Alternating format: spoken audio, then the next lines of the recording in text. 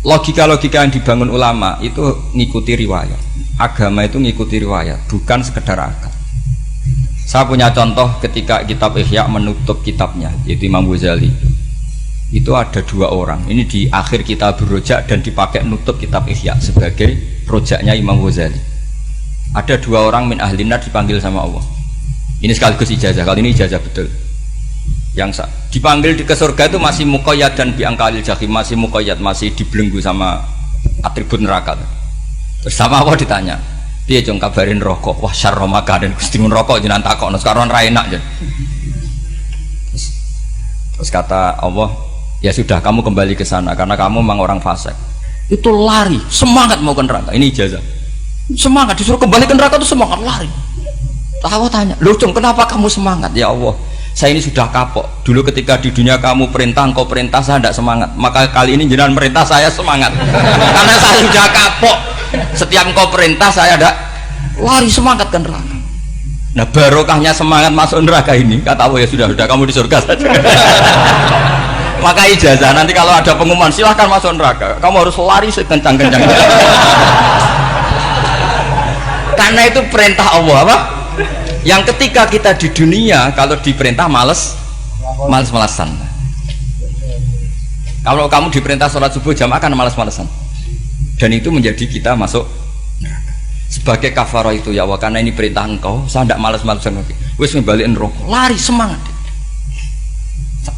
Allah akhirnya haru, dimaafkan. Panggil lagi, sudah di surga saja.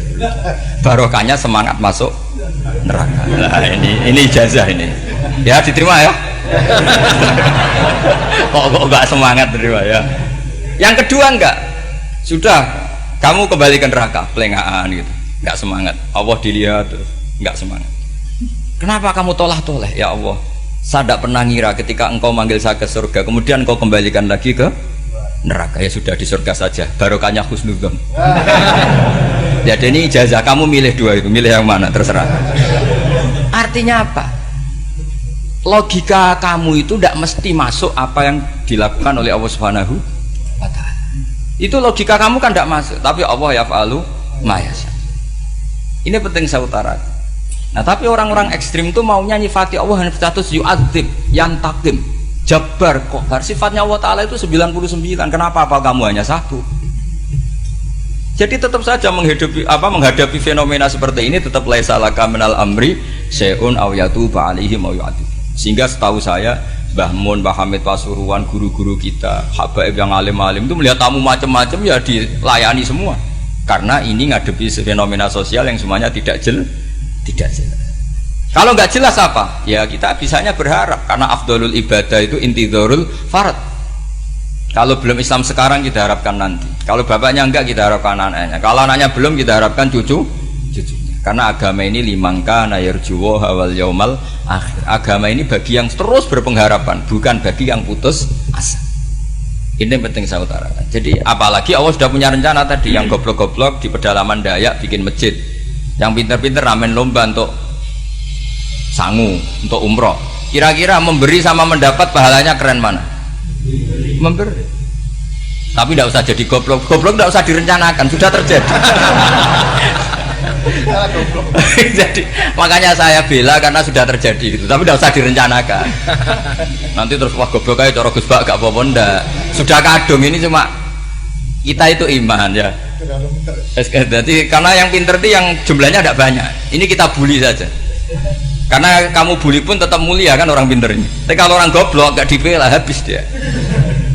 Yang pinter buat dikritik kayak apa kan tetap mulia kan.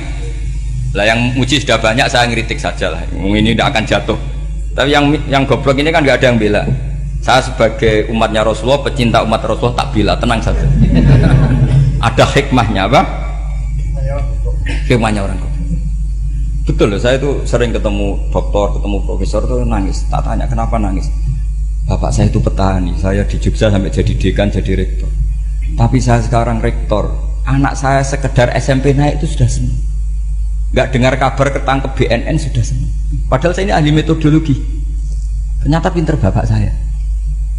Karena bapaknya tadi hanya petani bisa menjadikan anaknya profesor. Tapi profesor tidak mesti bisa jadi. Anak saya SMP aja sudah senang. Karena Allah ingin membuktikan pinter kamu itu tidak ada artinya di depan iradatullah. Di depan apa? Iradatullah. Supaya orang tunduk. Lu coba yang jadi ulama tabi'in itu rata-rata abnaul mawali. Anaknya budak yang dimerdekakan. Karena Allah seperti itu. Ada yang tokoh yang tadi dzurriyatam ba'duha min ba'd, itu harus kita jaga. Saya termasuk orang yang ditakdir punya mbah-mbah alim, itu juga harus dijaga. Yang enggak alim peluangnya masih banyak. Banyak sebanyak-banyaknya.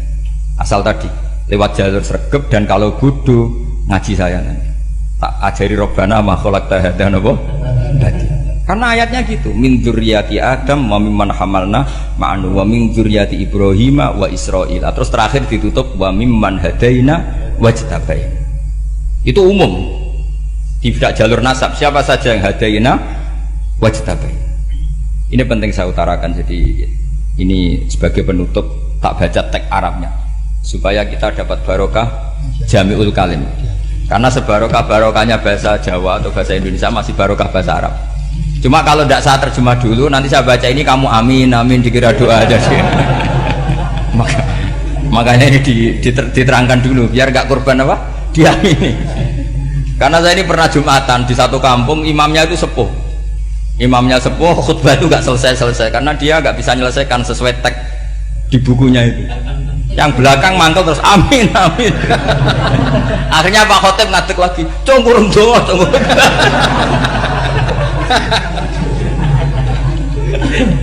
Ya ini masih teks Arab, tapi yang belakang sudah apa? Amin amin. Ya saya baca. Disimak. Bismillahirrahmanirrahim. Waruwiya anna a'rabiyan ja'ahu yatlubu min husay'an fa'atahu summa qala ahsantu ilaika.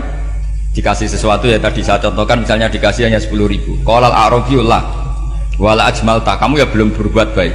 Fa ghadibal muslimun wa qamu ilaihi. Orang-orang Islam marah besar karena Nabi dikomentari la ajmalta, kamu tidak orang baik. Fa asyara ilaihim an kuffu, kata Nabi jangan kamu pukulin. Kalau di Madura sudah tuntas tuh, kena celurit itu kalau. Sumakoma kalau di MA tadi ya, di Madura asli tadi ya. Sudah tuntas. Sumakoma wa dakhala manzilahu. Setelah itu terus arsala ilahi sallallahu alaihi wasallam wa zadahu syai'an. Kemudian Nabi menyuruh dia, ayo masuk rumah terus ditambahi. Faqala ahsantu ilaika qala na'am fajazakallahu min ahlin wa asyiratin khairan. Setelah ditambah banyak sama Nabi, saya sudah baik sama kamu. Wah baik kalau sekarang baik. Itu mengatakan baik karena ditambah uang, bukan karena dari nuraninya, karena ditambah uang, ditambah duit. Amplopannya ditambahin.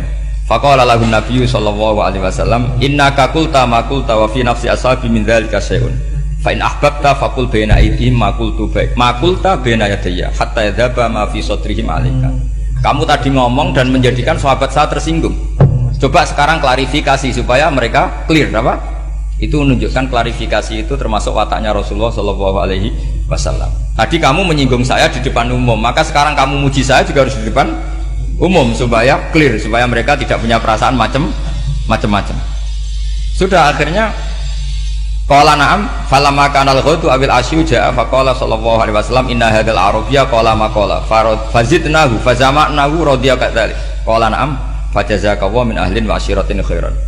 Faqala Nabi sallallahu alaihi wasallam, ini penting ya bagi semua dai, bagi semua ustad. Masali wa masalu hada masalu rajulin lahu naqatun sarudat alaihi fattaba'an nasu wa fa'atba'ahan nasu falam yaziduha illa nufuran fanadahum sahibuha khallu baini wa baina naqati fa inni arfaku biha minkum. Jadi namanya unta, sapi atau kuda itu lebih terbiasa sama pemiliknya sama orang lain. Sama pemiliknya. Kalau orang lain ikut mantu ketika berat malah tambahlah lari. Sama kiai sama umat tuh, kalau kiai kan punya syafaqah sama umat, maka inginnya umatnya dimaafkan. Tapi kalau kubu sebelah inginnya mengkafirkan, mendosakan, membid'ahkan, itu bisa diharap nggak umat mau kembali, malah lari. Makanya saya pernah ngalami ini serius. Ada orang tukang ngafir-ngafir nawang NU gitu. Di majelis, satu majelis dengan saya. Singkat cerita semua NU pinter, waya jamaah duhur itu waya sholat, ayo jamaah, aku gak sholat. Kenapa? Kafir sholat gak wajib kafir sholat. Tidak usah kafir, sholat saja. Mereka itu kan omongannya ta'arud, mengkafirkan kita tapi mewajibkan kita sholat. Sholat wajib gak bagi orang kafir? Enggak wajib. Berani enggak mereka mengatakan yang dikafirkan tidak perlu sholat karena sudah kafir? Berani enggak kira-kira? Enggak berani. Jadi omongan mereka itu paradoks semua. Karena memang enggak pernah ngaji. Enggak pernah apa? Enggak pernah ngaji. Ngajinya betul-betul. Enggak pernah khatam tadi. Ya, jadi kata Rasulullah, fa inni arfaqu biha minkum wa a'lamu fatawajjahala baina yadayya fa akhudhala minkum mil ardi faradda hatta ja'at wastanaqat wa shadda 'alaiha rahlaha wastawa 'alaiha wa inni law taraktukum kaqaulihi. Terus ya sudah seperti itu.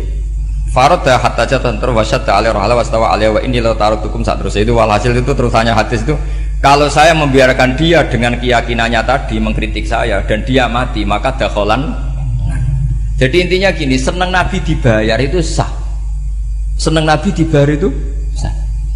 Seneng Nabi dibayar itu sah. Jadi ya kalau ada maulid terus kiainya ngasih makan-makan terus menjadi seneng Nabi karena ada Bukharinya, itu juga sah.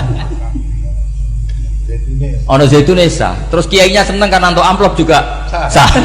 Jadi ini sudah ini sama-sama sah. Karena untuk kebaikan selalu sah. Makanya mungkin di sini ya habis doang ngajian di sini mesti ada sarapannya pertama. Iya. Kopi dan sarapan ngaji pagi. Jadi orang datang ingin sarapan tidak apa-apa. Tidak apa-apa, sah itu. Sah. Sayyid Muhammad juga gitu, kalau ada orang ngaji dikasih uang juga sah.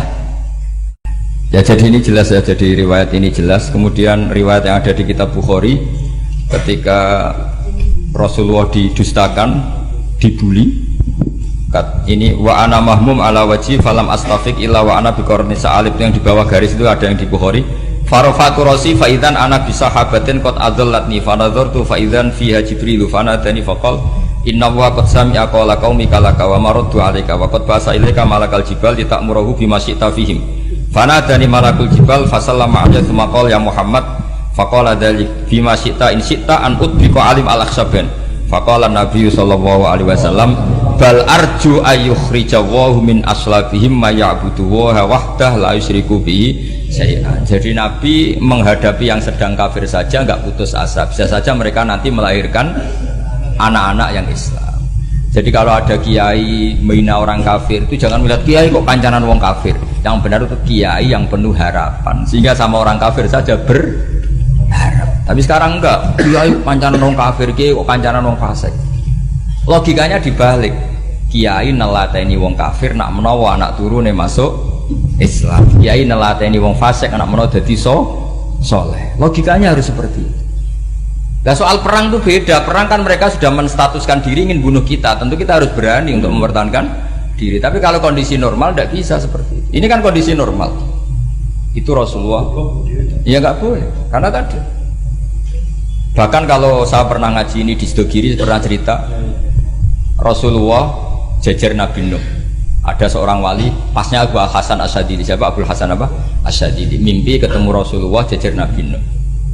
Kemudian Nabi Nuh itu digojlok sama Rasulullah, kamu pernah masukkan kaum kamu, bisa saja fi aslabihim atau fi zuhurihim ada nasamatan sing tu'minu billah.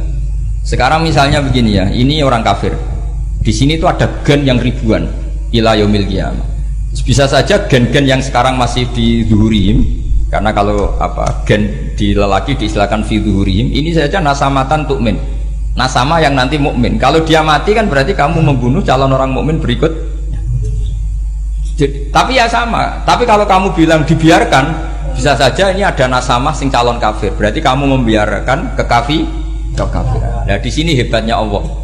Allah bikin Nabi Nuh mewakili istihad potensi kekafiran berlanjut, sehingga beliau bilang wala yalidu illa fajiran kafaro. Paham ya kan? Rabbila tadzar alal ardi minal kafirina dayara innaka intadzarhum yudillu ibadaka wala yalidu illa fajiran kafaro. Logika itu terwakili oleh Nabi Nuh.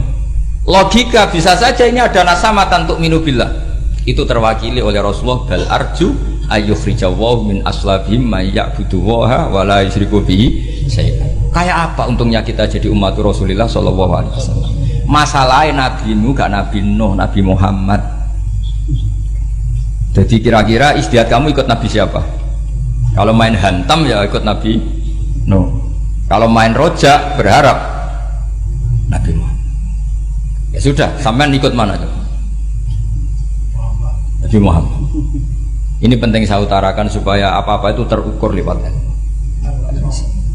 Ya pokoknya istilah kayak wali songo yang tercerminkan sampai ke kita kayak Pak Hamid, karena Pak Hamid ini sanatnya secara gen sampai Sunan Bonang, di silsilah itu sampai Sunan Bonang. Saya punya catatan nasabnya Mbah Hamid Pasuruan sampai Sunan Bonang, ditulis Mbah Him itu ya, pas 40 harinya Mbah Hamid itu silsilah itu.